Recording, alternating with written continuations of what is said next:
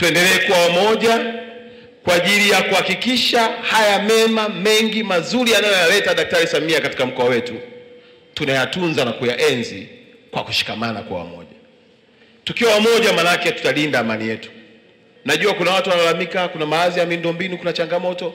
Hivi kama rais amekubali kutujengea ukumbi wa kimataifa mkubwa kuliko ukumbi bora kuliko nchi zote za Afrika, hivi barabara hata leo itakwenda?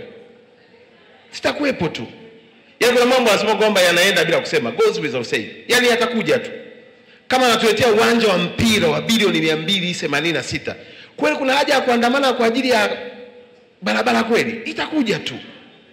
Na ndio maana hii barabara kutoka Kilombero kwenda mpaka Kisongo pale kilomita 9.3 inajengwa njia 4. Hawa ndugu zangu kutoka Tengelu kwenda mpaka Usa kilomita 11.3 inajengwa njia 4. Tunaweka mpaka na flyover pale.